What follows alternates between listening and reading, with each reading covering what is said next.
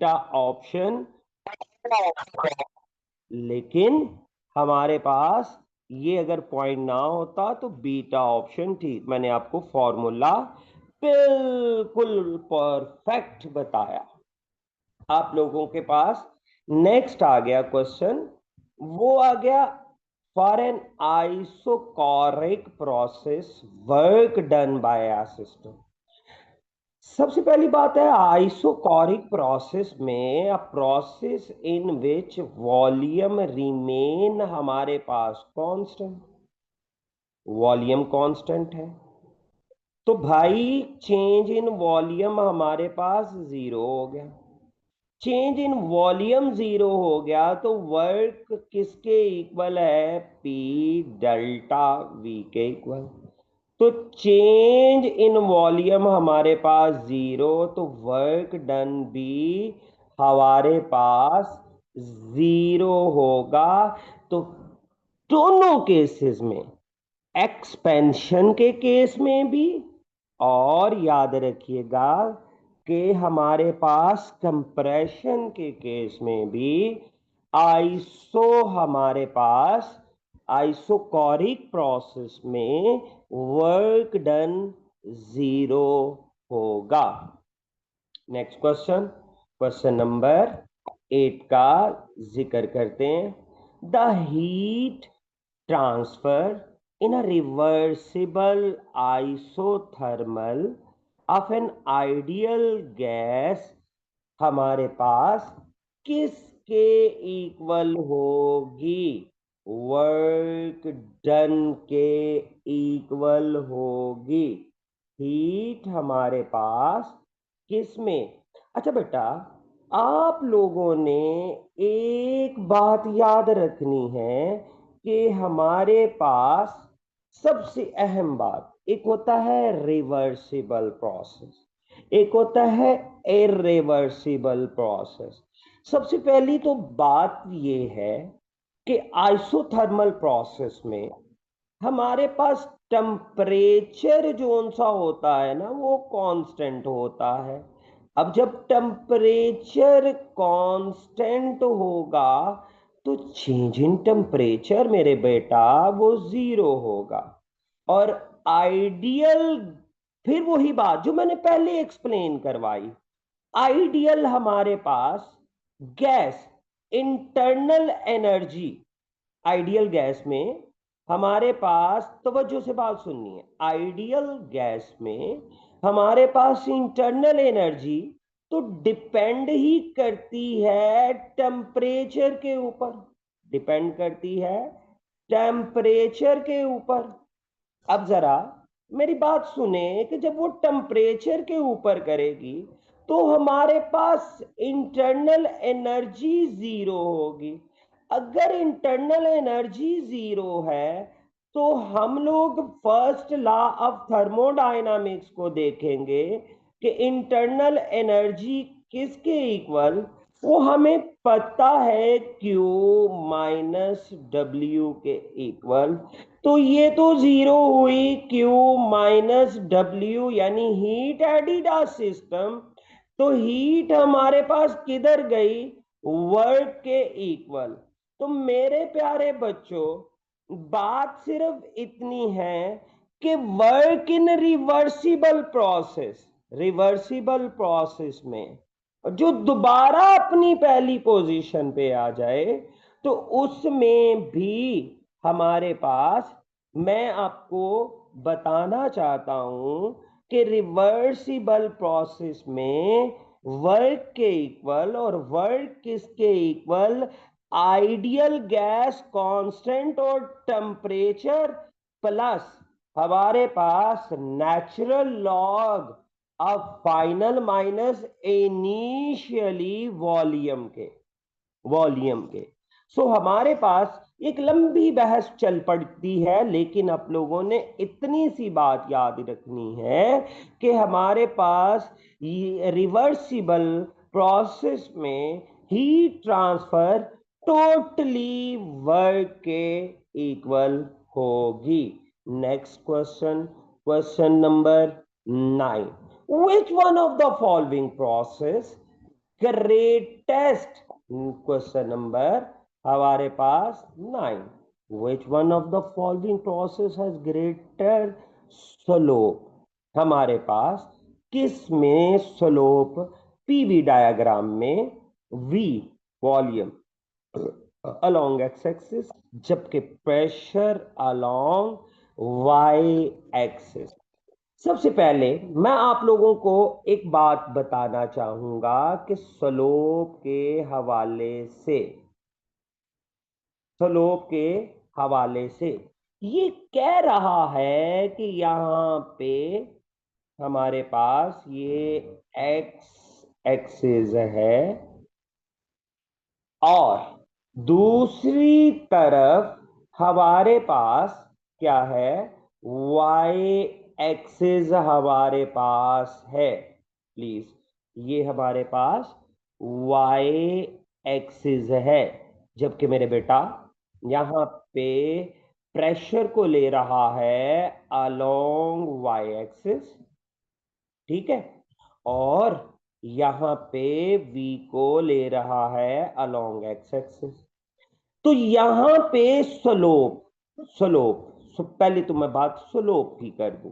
मैंने सारी की सारी स्लोप आप लोगों को समझाई थी, लेकिन अब जरा मैं बताना चाहता हूं कि स्लोप हमारे पास राइज ओवर रन के इक्वल आ जाएगी।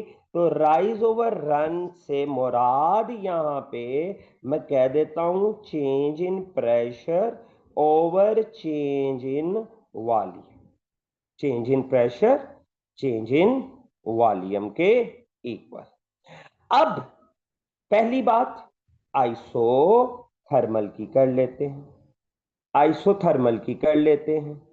आइसोथर्मल में, और आइसोथर्मल में हमारे पास, पहले मैं बात कर लेता हूं आइसो हमारे पास, ओहो, आइसो हमारे पास थर्मल की बात कर लेते हैं। आइसोथर्मल में हमारे पास क्या आ जाएगा, फॉर आइसोथर्मल में वो आएगा माइनस पी वी, हमारे पास minus P V, minus P V, क्योंकि इनवर्स ग्राफ बनता है ऐसे, लेस स्टीपर होता है। लेकिन एडियाबैटिक में, एडियाबैटिक प्रोसेस क्या होता है माय डियर, जिसमें no heat enter not leave. अब उसमें change in P over change in V हमारे पास किसके इक्वल आ गया, minus gamma P over V. अब हमारे पास गैमा, हमारे पास मैंने पहले बताया कि gamma for all gases greater than, तो मैं यहां पे कह सकता हूं कि स्लोप हमारे पास of, slope of adiabatic greater than slope of हमारे पास आइसोथर्मल। सचिव बाकी दो तो आपने लिखे ही नहीं, क्यों नहीं लिखे? ओ भाई, चेंज इन पी, अगर आइसोबैरिक में बात करूंगा तो 0 आएगी, आइसोकोरिक में बात करूंगा तो इन्फिनिटी आएगी। तो इसका मतलब वो दोनों एग्जिस्ट नहीं, मुकाबला दो में रह गया, थर्मल और एडियाबैटिक में। तो adiabatic process has greatest slope, steeper curve. मतलब यहां पे जो, ये मैं ये बात ये ज्यादा अहम कर देता हूं, ये बात आएगी आइसोथर्मल के लिए, आइसोथर्मल के लिए, और ये बात आएगी डीप स्टीपर, ये आएगी एडियाबैटिक के लिए आ जाएगी। तो बेस्ट ऑप्शन हमारे पास क्या आएगा, एडियाबैटिक प्रोसेस हमारे पास आएगा। अच्छा, अब क्वेश्चन है, the compressibility factor Z for an ideal gas is always. हमारे पास नेक्स्ट क्वेश्चन है, क्वेश्चन नंबर 10 हमारे पास। कंप्रेसिबिलिटी, नई बात आ गई। Compressibility factor G. अच्छा ना, मैं ये बता दूं, ये क्लियर कर दूं, जी एक रेशो है किसके दरमियान, P V N R T, pressure volume over N R T. अब हमारे पास आइडियल गैस लॉ की बात करूं, आइडियल हमारे पास गैस हमारे पास लॉ की बात करूं, तो आइडियल गैस लॉ किसके इक्वल है, P V is equal to N R और टी के equal, P V is equal to N R T. अब इस रेशो में इस फैक्टर को हमारे पास प्लग कर दें, जी, जी किसके इक्वल आ गया, पीवी, और यहां पे क्या आ गया, एन आर टी। यहां पे प्लग कर दें आइडियल गैस के कांस्टेंट को, तो वो क्या आ गई, एन आर हमारे पास टी, डिनोमिनेटर में एन आर टी, और ये कैंसल आउट हुए तो क्या आ गया, 1 हमारे पास, z इज इक्वल टू 1। अब याद रखिएगा हमारे पास, याद रखिएगा कि अब आइडियल गैस के लिए कंप्रेसिबिलिटी फैक्टर है, फैक्टर है, क्या फैक्टर होता है मैं आपको बताता हूं। कंप्रेसिबिलिटी फैक्टर आइडियल गैस का ऑलवेज हमारे पास 1 होता है। फॉर रियल गैस हमारे पास इंटरमोलेकुलर इंट्रैक्शन होती है, मीनिंग हमारे पास कि जब हमारे पास z लेस देन 1 हो, लेस देन 1, इसका मतलब ये भी, अब आगे बात तो मैं कर देता हूं, तो ये गैस हमारे पास इज मोर हमारे पास कंप्रेसिबल,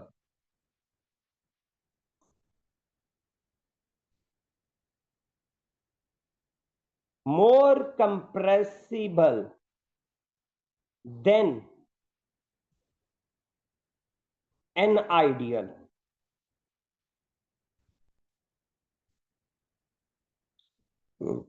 गैस, क्यों, क्यों, क्योंकि इंटरमोलेकुलर हमारे पास, मोलेकुलर हमारे पास अट्रैक्शन होती है, फोर्सेस हमारे पास डोमिनेट हो जाती, डोमिनेट हो जाती है। फॉर एग्जाम्पल, जैसे इसकी एग्जाम्पल कार्बन डाइऑक्साइड है, ठीक है, लेकिन अगली बात यहां पे देखें कि व्हेन हमारे पास, इसको भी ज़हन में रख लीजिएगा, अच्छा पॉइंट है, z ग्रेटर देन 1 हो जाएगा तो गैस लेस कंप्रेसिबल होगी, और लेस कंप्रेसिबल होगी, इंटरमोलेकुलर, इंटरमोलेकुलर फोर्सेस रिपल्सिव हमारे पास, आई आई लिख दिया, इंटरमोलेकुलर रिपल्सिव फोर्सेस इसमें डोमिनेट होंगी, जैसे हमारे पास हीलियम है, जैसे हाइड्रोजन है। लेकिन आइडियल गैस में हमेशा 1 होती है, ठीक है, हमेशा 1 होती है। जब z लेस देन 1 होगा तो हमारे पास अट्रैक्शन डोमिनेट होती है। जब z ग्रेटर देन 1 होगा, z है क्या ना, हम इसको एटॉमिक नंबर कह सकते हैं। हमारे पास यहां पे कंप्रेसिबिलिटी फैक्टर कह सकते हैं हम लोग इसको, कंप्रेसिबिलिटी फैक्टर। ये एक होता हुआ है dimensional number. z is a dimensional number. ये हमें बताता क्या है, रियल गैस का बिहेवियर आइडियल गैस से कितना है, कितना डेविएट करती है। नेक्स्ट क्वेश्चन हमारे पास क्या आएगा, हम लोग देखते हैं। During an isothermal expansion of ideal gas, expansion of ideal gas, the work done by the gas 200 joule, the heat absorbed ideal gas में, आइडियल गैस में हमारे पास आ गया पोटेंशियल एनर्जी, हमारे पास नहीं है, मतलब एनर्जी आइसोथर्मल भी है, इंटरनल एनर्जी 0 है, और जितनी हीट होगी उतना ही वर्क डन होगा। ये बात मैं ये एक्सप्लेन करके आ गया ऊपर। ये temperature constant, internal energy 0, heat work के इक्वल आ जाएगी, हीट वर्क के इक्वल आ जाएगी। अब यहां पे for mono atomic gas CV is equal to mono atomic gas. अरे भाई मैंने आप लोगों को सिंपल सा सॉल्यूशन बताया, गैमा मोनो एटॉमिक के लिए 1.67, या मैंने बताया था 5/3। क्वेश्चन नंबर 12 हमारे पास 5/3। अब इसमें CP क्या आएगा, मैंने कहा था जो न्यूमिनेटर में वैल्यू है 5, उसको 2 से डिवाइड कर दें R, और CV इसमें क्या है, जो न्यू डिनोमिनेटर में वैल्यू है 3/2R हमारे पास। ये मैंने आपको पूरा चार्ट इसमें बना के दिया था, तो इसका बेस्ट ऑप्शन बी। नेक्स्ट है हमारे पास क्वेश्चन नंबर 30।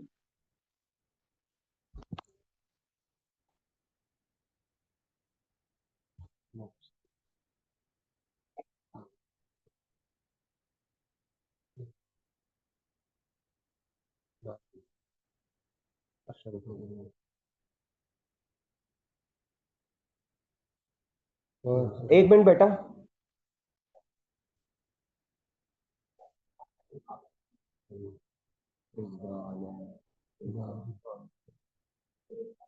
तो तेरा छुपा लू क्या है जाके बोल हाँ हाँ हाँ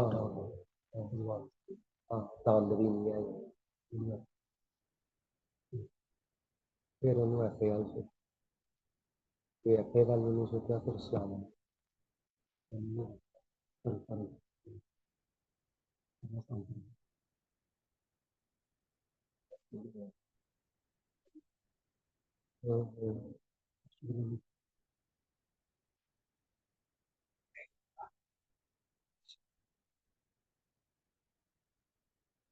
कॉल कर रहे हो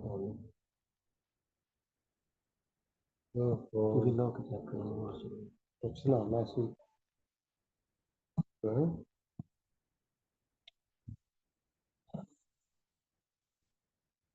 तो यार मैंने ना परेशान कर देता है।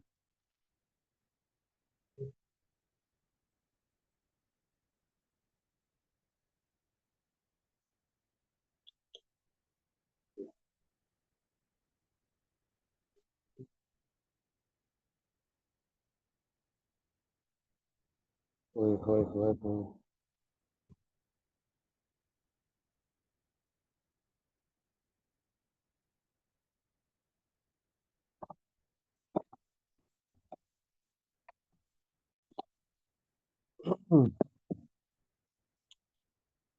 अच्छा, सॉरी बेटा।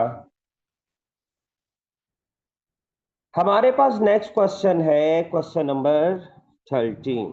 यार मैनू सारे सवाल भूल गए ने, मैनू ऐसी टेंशन नहीं देती है।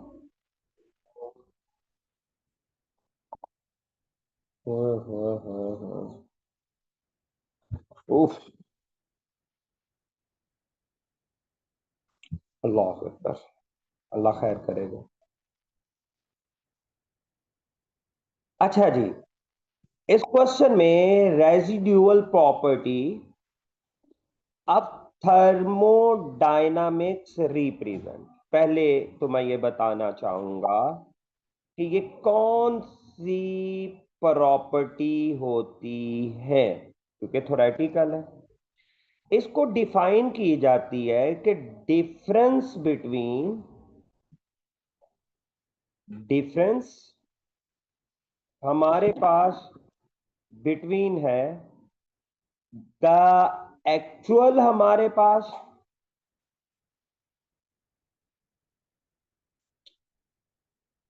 Sorry, actual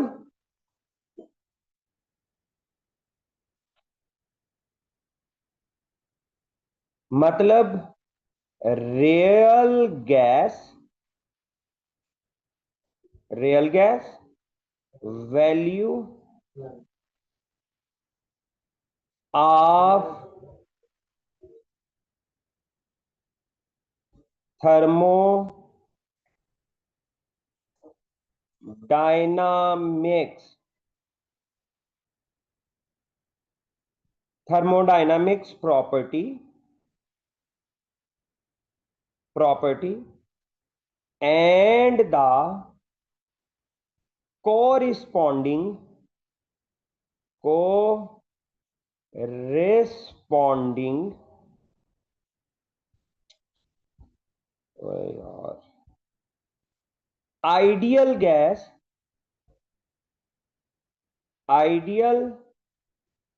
gas value at the same temperature and pressure। मतलब हमारे पास रेजिड्यूअल हमारे पास प्रॉपर्टी ये क्या होती है, real gas property minus ideal gas property, ideal gas property. मतलब इसको जाहिर भी करते हैं H और R से, और इधर कहते हैं heat at real minus heat at ideal. अब यहां पे एक लंबी चौड़ी सी बहस है कि क्यों हम ऐसा करते हैं, क्या वजह होती है। ये सारी की सारी बातें एक बहुत लंबा चौड़ा सा बिहेवियर है। लेकिन मैं आपको बताऊं कि ये difference between ideal and real gas property eight same temperature, एक हमारे पास बात याद रखनी है कि ये मैंने डेफिनेशन पूरी की पूरी आप लोगों को लिख दी है इसकी। That is a difference between ideal and real gas property, ये इसकी डेफिनेशन है बकायदा तौर पर। खैर अपने जहन में रख लीजिएगा, बाकी इतनी लंबी चौड़ी इसमें बहस जरूरी नहीं है। Which of the following, question number 14, which of the following is a not thermodynamic coordinate? Pressure volume temperature तो कोऑर्डिनेट है, ये एक आइडियल गैस कांस्टेंट है हमारे पास, सॉरी, और ये इसका कोऑर्डिनेशन नहीं रखता। आइडियल गैस कांस्टेंट हमारे पास इसकी कोऑर्डिनेशन नहीं रखता। Question number 15, thermodynamics the work done by the system is हमारे पास पॉजिटिव। मैंने आप लोगों को एक बात समझाई थी और वो कुछ यूं थी कि ये हमारे पास एक सिस्टम है, केमिस्ट्री से थोड़ा सा उल्ट। हमारे पास सिस्टम, इस सिस्टम में heat added a system, heat positive, और सिस्टम वर्क कर रहा है तो पॉजिटिव। फिर बताया कि इधर सिस्टम पे काम हो रहा है तो नेगेटिव, सिस्टम हीट रिलीज कर रहा है तो नेगेटिव। तो work done by the system हमारे पास consider as positive. When a gas is compressed, gas compressed हुई, the work done on a system, again बेटा सिंपल सी बात है, positive. Next question, if the gas, क्योंकि अभी थोड़ा सा मैं जल्दी पकड़ी स्पीड में एक छोटी सी प्रॉब्लम की वजह से, तो उसके लिए माजरत। बाकी बड़े मजे से, इतने मजे से तो मैंने कोई टेस्ट नहीं करवाया जो पहले 12-13 सवाल करवाए, इसके लिए sorry. If a gas is release, हमारे पास जो गैस रिलीज हो रही है और heat and 150 joule work done हुआ, तो हमारे पास गैस भी रिलीज हुई। गैस रिलीज हुई मीन हमारे पास हीट माइनस होगी, -300, और वर्क डन ऑन इट हमारे पास +150, that is equal to delta U. तो तकरीबन -150 आ जाएगा। मैं डायरेक्ट कर दिया, मैंने फॉर्मूला लिखने की जहमत तक नहीं की। आप लोगों को पता है कि Q is equal to delta U plus हमारे पास W, प्लस W।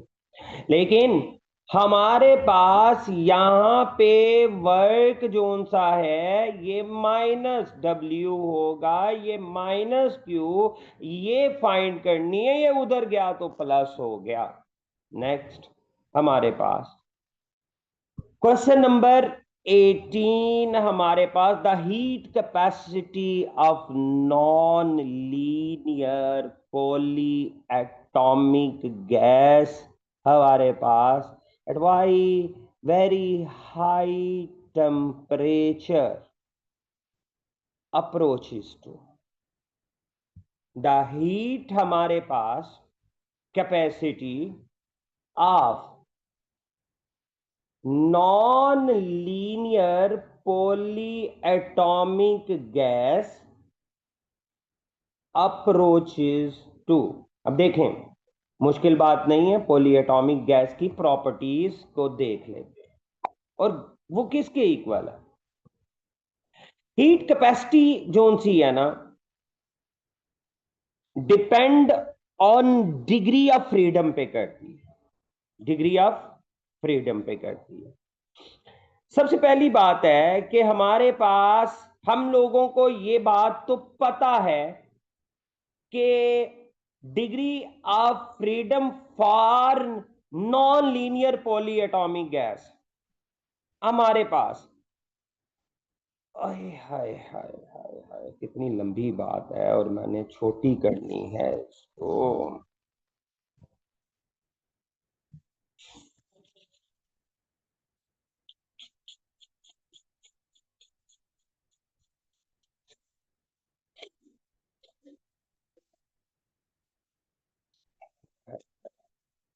अच्छा बेटा, बहुत ही एक लंबी सी बहस है और मैं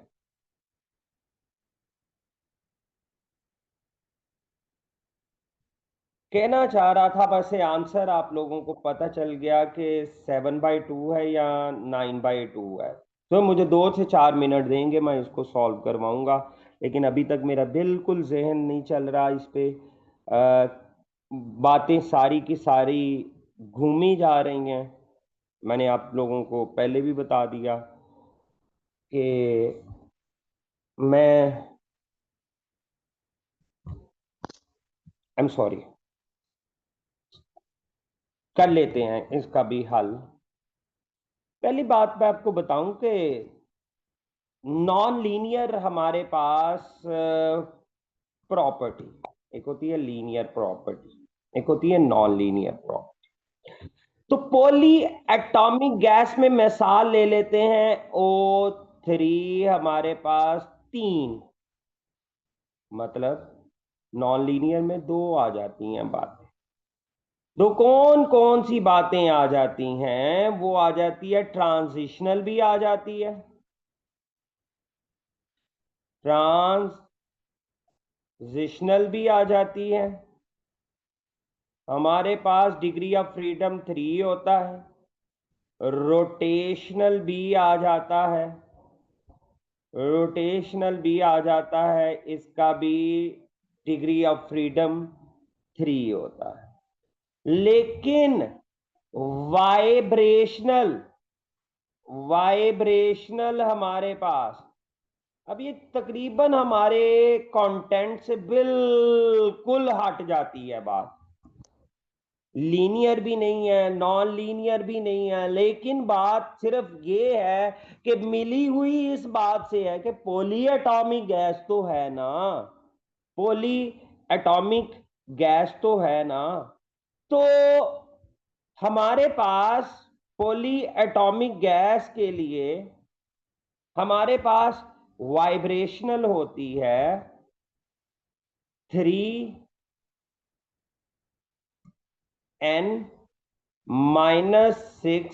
अब ये डिटेल है बेटा, बेटा इसको टॉपिक को ही एंड पे रख लेते हैं, लेकिन ये आप छोड़ दें, इधर इस क्वेश्चन को छोड़ दें, क्योंकि ये ना हाई लेवल के अंदर आ जाता है, बहुत ही हाई लेवल में आ जाता है, जिसके वजह से मैं इसको नहीं करवाना चाहता भी नहीं हूँ, क्योंकि मुझे पता है कि ये मैं खुद भी करवाता करवाता 3-4 डेरिवेशन लेने पड़ने हैं, 3-4 फिर जाके वैल्यू आएगी। सो इस क्वेश्चन को फिर मेरे कहने पे फिर कभी मुझसे पूछ लेना, और मैं सिर्फ एक्स्ट्रा टाइम पे ही इस पे टाइम यूटिलाइज करूंगा। तो आइधर मेरा ख्याल कहता है सी होगा या आइधर डी ऑप्शन होगा, करके बताऊंगा, लेकिन मैंने अभी नहीं करवा सकता, उसकी रीजन बाद में बताएंगे। Which statement differentiates specific heat C from molar specific heat C? तो कौन सा है हमारे पास? C is a per unit mass और C मोलर स्पेसिफिक हीट। मैंने ऑलरेडी आप लोगों को बता दिया कि C हमारे पास इज अ मास, हमारे पास ये पर यूनिट मास के लिए आ जाएगा, और C इज अ पर मोल ऑफ सब्सटेंसेस के लिए बेस्ट ऑप्शन डेफिनेशन ही हमारे पास 19 की है। In the first law of thermodynamics, Q heat added a system internal energy plus work. अब delta U is equal to Q का मतलब क्या है? तो heat added increase internal energy है, और क्या मतलब है? वर्क नहीं है, इंक्रीज इंटरनल एनर्जी हुई। ये मैंने शुरू वाले क्वेश्चन में एक्सप्लेन किया इस बात को। Which process in which Q0, this is called adiabatic process. A diatomic gas has CPV की वैल्यू 5/2, CP over CV की रेशो क्या आएगी? तो मेरे बेटा तब से ही बता रहा हूं कि 7/5, 7/5, 7/5 सारी की सारी रेशो मैंने निकाल के आप लोगों को समझाई हैं ये इस पे भी वक्त का ज़या नहीं करते। A system absorb 120 joule heat and does 80 joule work. The change in internal energy यानी 200 माइनस हमारे पास 80 हो गया, और इंटरनल एनर्जी मेरे बेटा कितनी आ गई? 120 जूल आ जाएगी, और 120 जूल पॉजिटिव ही आएगी। ये बात पाथ फंक्शन में करवाई।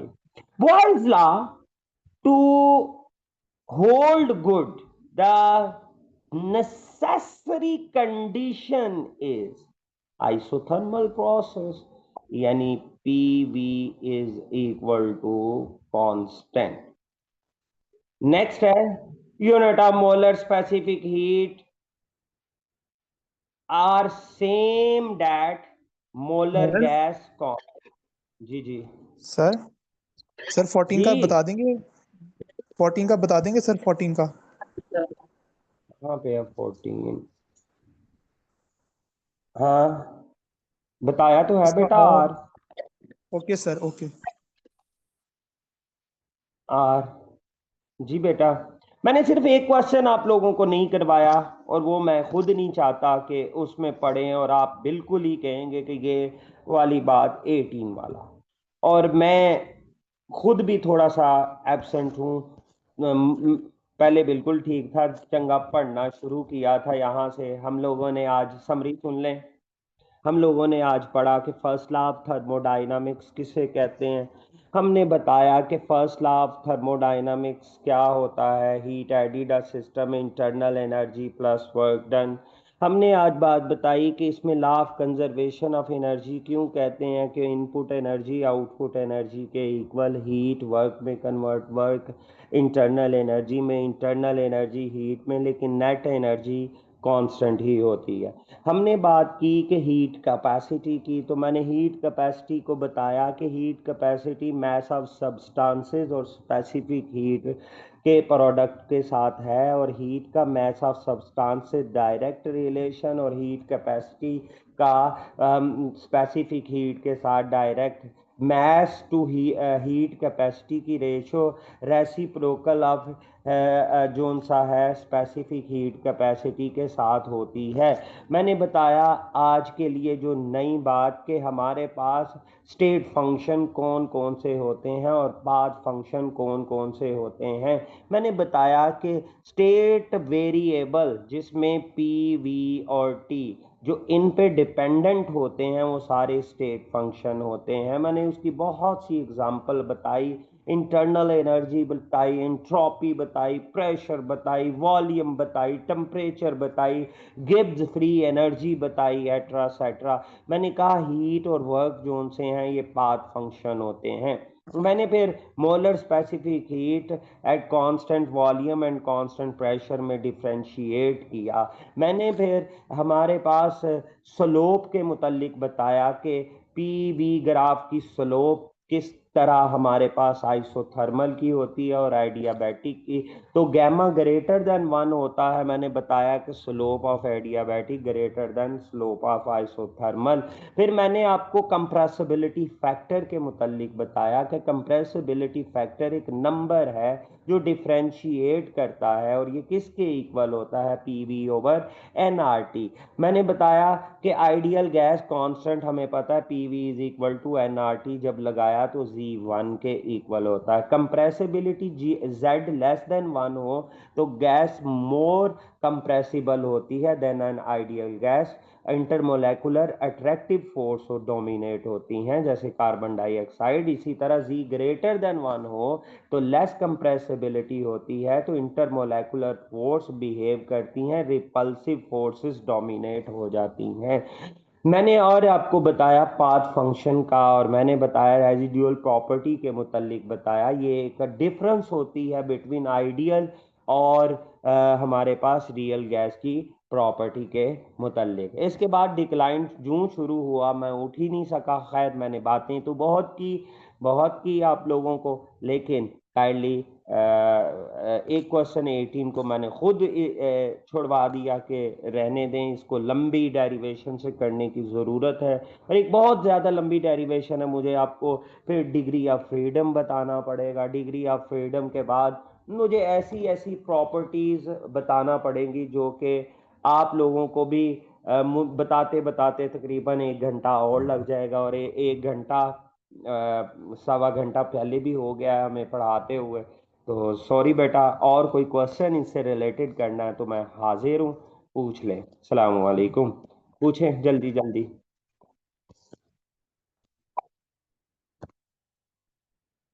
और क्या कहते हैं उसके लिए,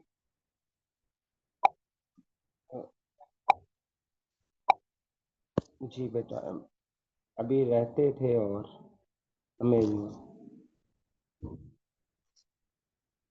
टेप याद रहे। अमेजिंग लेक्चर, थैंक यू बेटा, थैंक यू। रिकॉर्डिंग हो रही है? नो, रिकॉर्डिंग ऑन कर दें। ओके, मैं क्या कोई कोई हमारे पास जो उनसा कोई सवाल करेंगे आप लोग?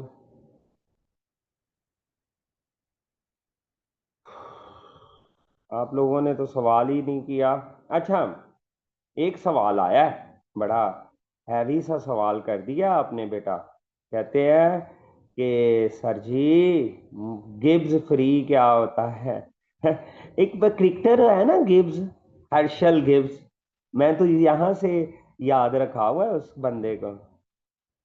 ठीक है, ओए है, एक मिनट ऑन तो करना। एक तो गिब्स फ्री जो उनसा है ना, यकीन माने थर्मोडायनामिक पोटेंशियल है। बेटा बात सुन लेना, जिसने पूछा।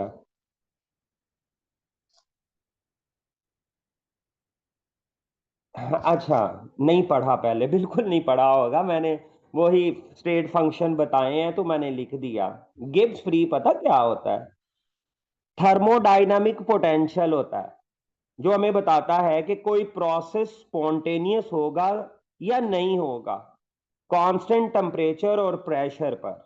सुन लो, गिब्स फ्री एनर्जी क्या होती है? Gibbs free, Herschel Gibbs free, Herschel तो मैं बोली जा रहा हूं, ऐसे ही है, गिब्स फ्री है।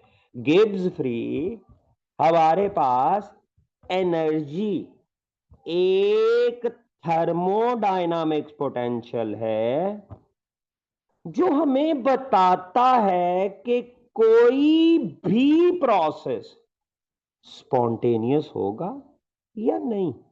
किस पे बेटा?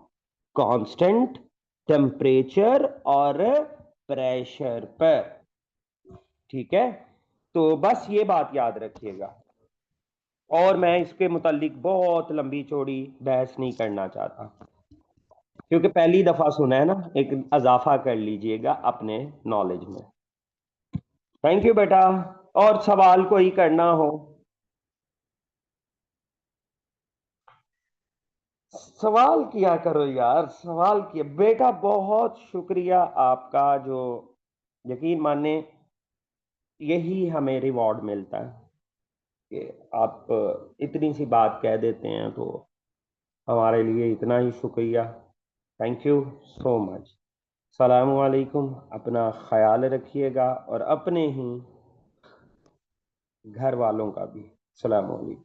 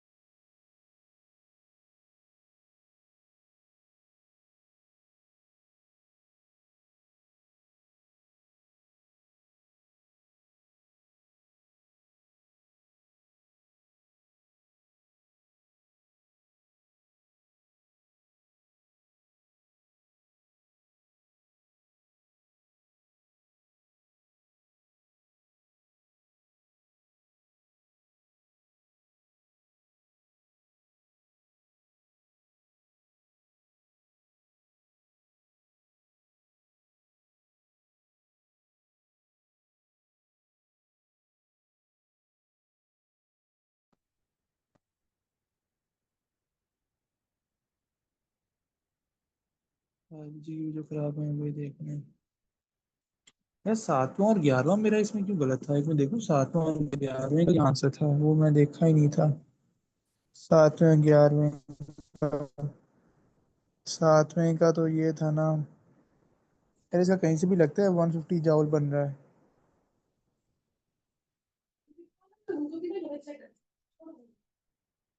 गूगल भी गलत बता रहा है, -150 जाउल बनता है, इसने गलत बताया है।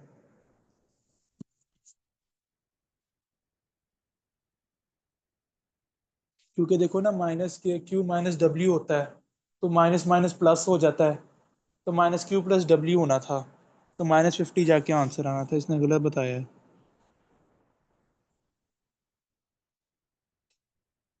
गूगल भी गलत आंसर बताता है यार, वैसे जो निकाला भी होता है ना ठीक, वो भी गलत आंसर। बायो का मैं देख रहा हूँ 7वां और मेरा 11वां क्यों गलत था, वो मैंने देखना था। 7वां कौन सा था मेरा?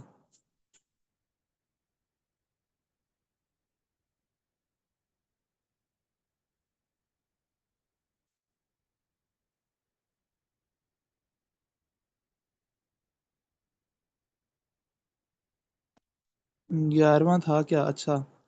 वो यार उसने तो काम करना तो 1813 में शुरू किया था ना, इसने गलत बताया हुआ है। और इसका क्या था? 7वें का पॉपुलेशन था कि वेरिएशन था? चलो देख लेंगे यार, अगर देख लेंगे यार, अब हमें ये खुद नहीं पता कि क्या था। तो specially use led in expect history of human.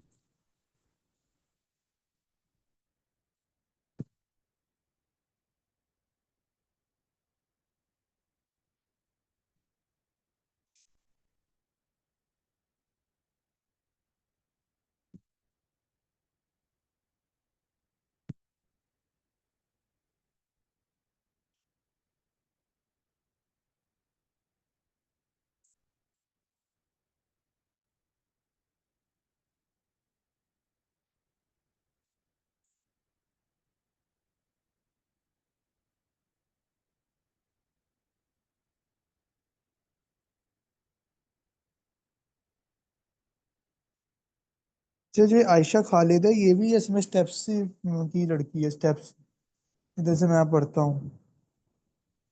हाँ, मैं भी कहूँ कि कुछ स्टूडेंट स्टेप्स के यहाँ से यहाँ पे आए हुए हैं।